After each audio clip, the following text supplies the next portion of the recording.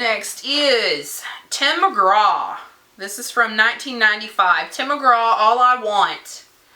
And this has All I Want Is a Life, Can't Be Really Gone, which is a really, really sad song. I Like It, I Love It, which is really good.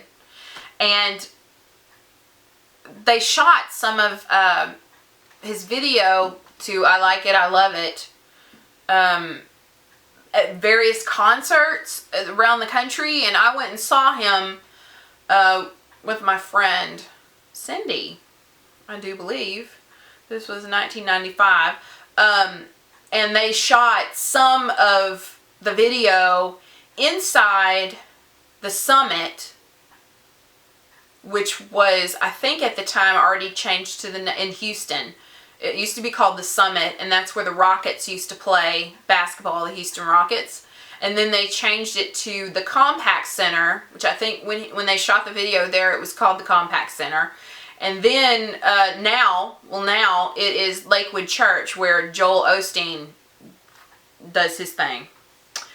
Anyway, so it used to be a concert venue, but now it's a church. It's a mega church. Anyway, this is a really good album. Next is, okay, this is kind of a compilation, The Essential Alice in Chains. And this came out in, okay, this came out in 2006, but it covers 1990, 92, 93, 95, 96, and 99. So there's that. And this is actually supposed to be a 2-disc. I don't know where my other disc is. It's somewhere. Anyway, this is a 2-disc, but it has We Die Young, which is a really good song. I do believe if you go look on my playlist, I do believe it's on my playlist of favorite music. I do believe. Man in a Box, which was the big song that broke them out.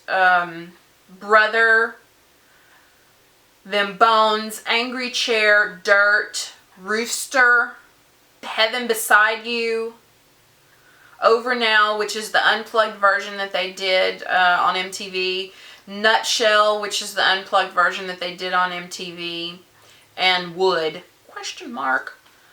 So check out any Alice in Chains. I was lucky enough to see them in concert, to see them at Lollapalooza when Lollapalooza used to be a touring festival. Now it strictly just has, I think, a weekend-long thing in Chicago. But once upon a time, when it first came out, it actually traveled all over the country, kind of like Ozfest and stuff like that. But Lollapalooza was one of the original traveling festivals that had multiple bands on their lineup, and I actually got to see them in 1993.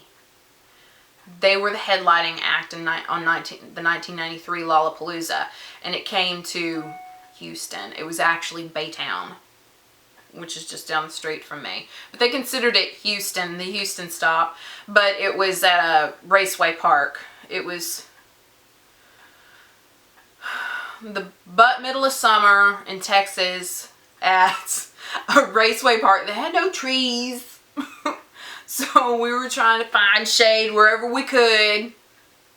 Miss Thing here got seriously sunburnt.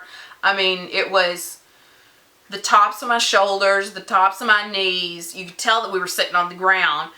Right along my hairline was blistered. The tops of my eyebrows were blistered.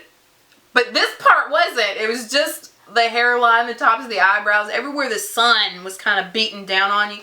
The top of my nose. Oh, I was in pain afterwards. But I feel very lucky to have been able to see Alice in Chains in concert, because Lane Staley had a drug overdose in like 2000, 2001, 2003, somewhere in there.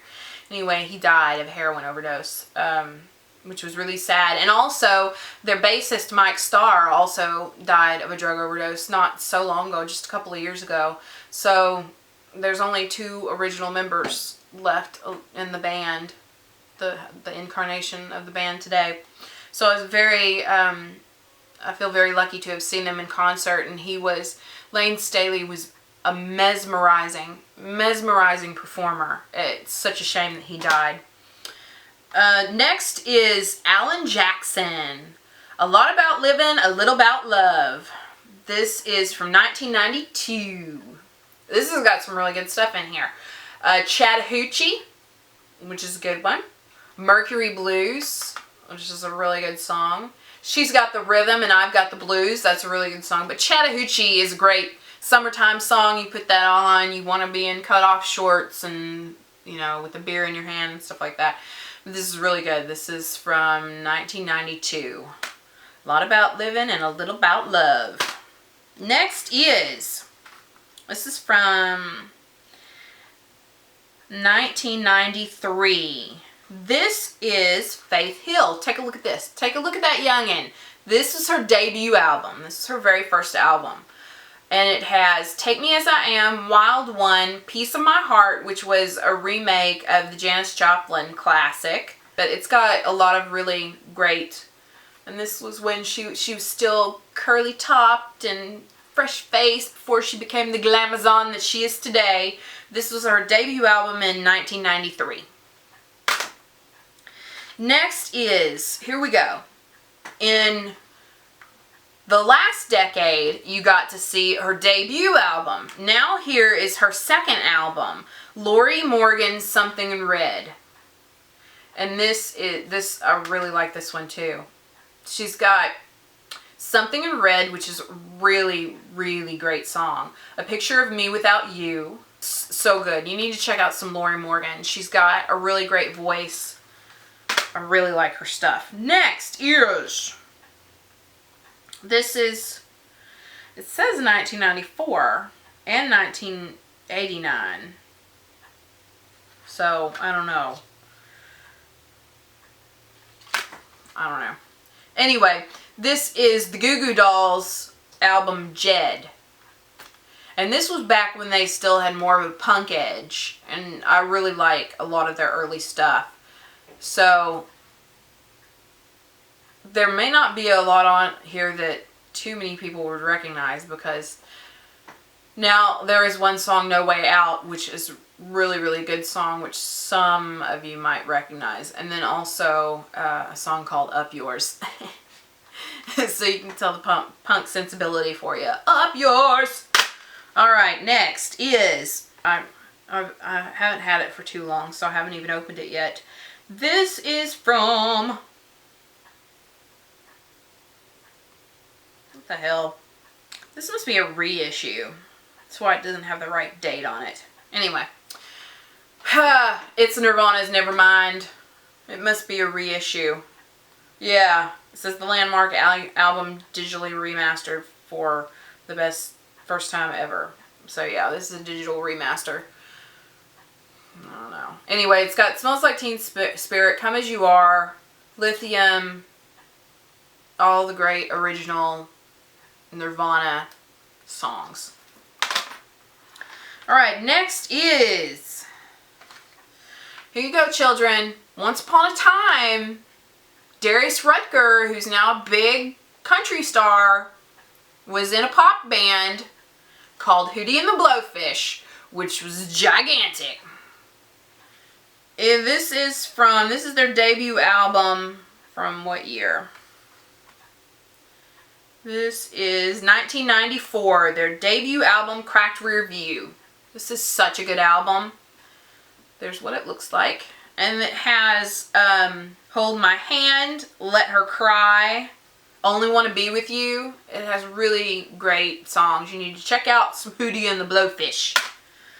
Right, next is a greatest hits album from Patty Loveless. I really like her too. She's a great country singer who has a lot of bluegrass influence to her music and to her voice. She really has kind of that really bluegrass sound to her voice.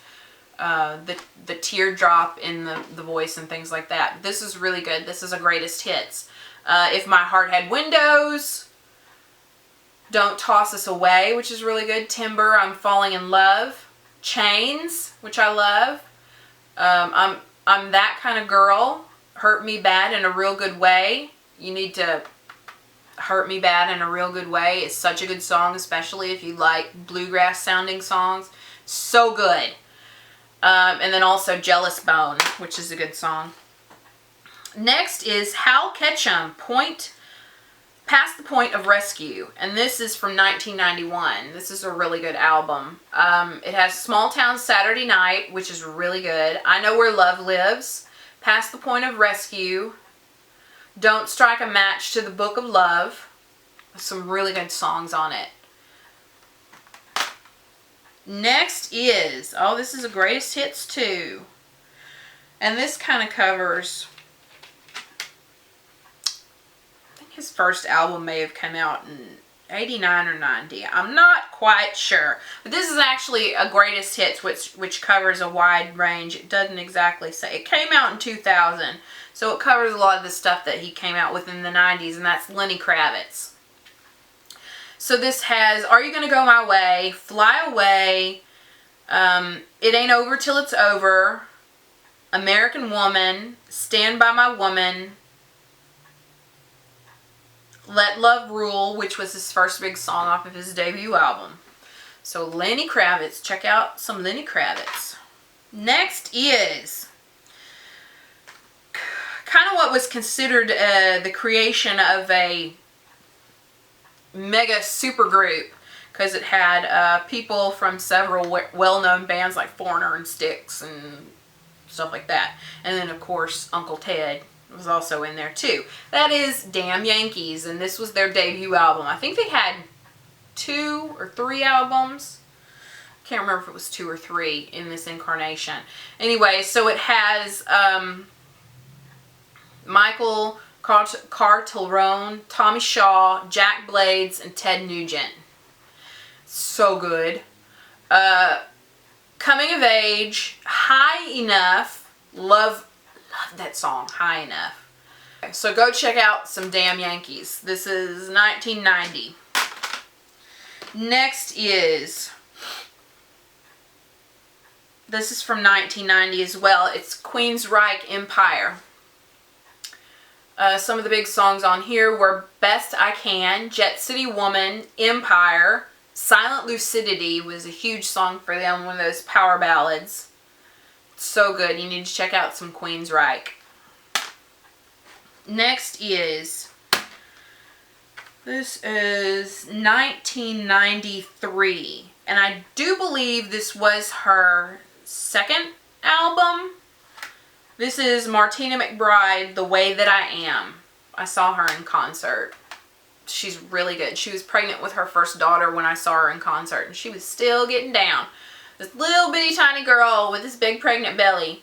So this was 1993. It has Heartbroken, My Baby Loves Me, That Wasn't Me, Independence Day, which was a great big huge song for her, Where I Used to Have a Heart, which is one of my favorite songs from her.